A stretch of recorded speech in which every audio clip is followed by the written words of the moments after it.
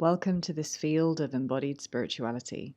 If you appreciate my work, enjoy my frequency, and wish to dive deeper with me or share an overflow offering, all the links you need are in the description box below.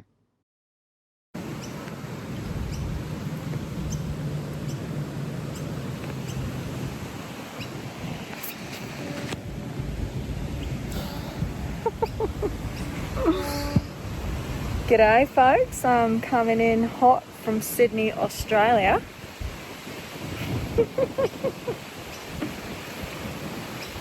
Wow, I can't believe I'm here. I finally get an excuse to whip out my Aussie accent, which I've been working on since I was 6 years old. Fucking dream come true, mate. Whew. I've slept for 2 hours. It was a night flight from Bali to Sydney. I think it's about 4 o'clock in the morning in Bali. Probably a little bit later than that. Time is not really something I have any grasp of anymore. And even less so in this moment.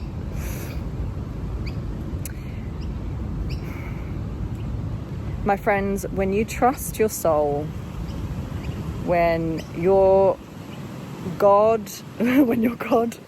heart is open to God and you follow that call in your heart, no matter what, a pathway of magic and miracles and mystery opens up to you.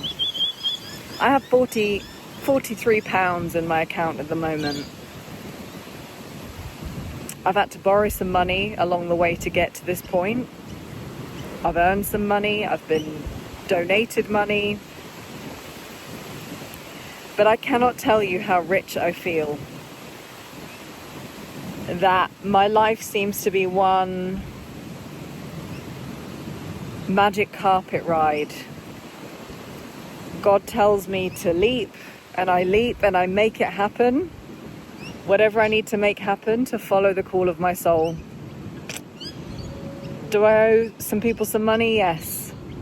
Do I know what I'm going to do to pay my bills? No. Do I have a place to sleep tonight? Yes. Do I have a place to sleep tomorrow? Yes. I came here largely on the invitation of 2 beautiful souls that I met in a webinar I hosted earlier this year, who invited me to this land and said, if ever you are in Australia, you're welcome to come. They've got a farm here and I'm going to stay with them. And the moment they asked me, my body was like, yes, I don't know how, but I'm going to Australia. And I'm here. And on the plane, I got sat next to the most wonderful gentleman, hey Richard, and his wonderful wife Beth. And just such a gorgeous, heart-centered man, doing great work here in Australia, anchoring the new earth through his work. And of course, God sat me next to a wonderful individual who's vibrating in alignment, who really allowed me to feel the heart-centered consciousness of the people of this land already before even landing here. And when I was on that plane, I saw myself just sat on the grass, soaking up the sun, close to the Sydney Opera House. And I even felt, you know what I really fancy? Like, when was the last time I ate one of these? A masala dosa. The last time I ate one of these was when I was in India. And lo and behold, there's a masala dosa stand. Not so far from here, it opens at 10. So for now, I'm just chilling in this park, completely awed, because this is the realization of a dream I've had since I was a child. I've always been fascinated by Australia. It's been one of those places that was like such an exciting place for me to travel as a child. I just felt the codes here of pure magic. I felt Mu, I felt Lemuria, I felt the magic, the mystery, the majesty here, the primordial bounty here. And now I'm living the dream, and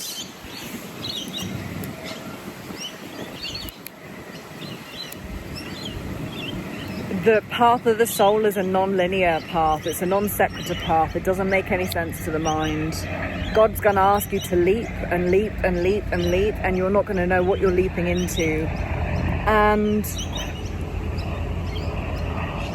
this path is one of trusting that when your known pathways end, like when you have no idea how you're going to proceed, that's when the mystery holds you. That's when God holds you. When your knowing ends, that's when God's plan can begin. All I know is that the land has been calling me here for as long as I can remember, and about a week ago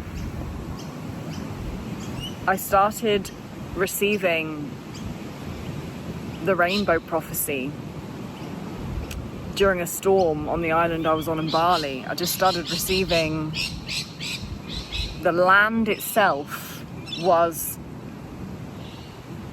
sort of downloading within me the rainbow prophecy, and I started to see the prophecy of the condor and the eagle, which is a Native American prophecy from what I understand, of the union between North and South, also heart and mind, masculine and feminine. I started to receive a lot of spirit guidance, and I know something absolutely magical is unfolding already. It already has unfolded. This trip has been pure magic. I cried leaving Bali because of the profound gift that this trip has already been. It's opened me in so many ways, it's unlocked me in so many ways, and now I can just feel that so much magic is going to unfold while I'm here. I don't know how, I don't know what. I've got enough money for some food, I've got my train booked, I've got a place to sleep. I'm heading to see a beautiful family tomorrow, staying on some beautiful land. It's all good. And I trust that where my mind sees limitation, scarcity, lack, oh my gosh, I've only got £40. That's where God's bounty begins in the mystery. So, and the sun! One thing I observed when I was in New Zealand last year is that the quality of the sky and the air is so different here. And it's the same in Australia. No chemtrails either. I don't know if that's normal, but completely stainless sky. And the quality of the sun and the air just feels really pure. I noticed that last year, and it certainly feels like that here as well. Trust the mystery, my friends. We are now quickly, rapidly moving out of linear, logical space-time continuum. We are quickly and rapidly moving into the new earth, kingdom of heaven timeline. And it's a giant trust fall into God's arms. And it is actually that trust that you don't know, and yet you're going to follow the call of the soul regardless. You're going to follow whatever the soul burns for. That's what awakens the new earth. When you stop allowing fear to govern you and you let an open heart lead you. This is the new earth. Blessings from this beautiful land.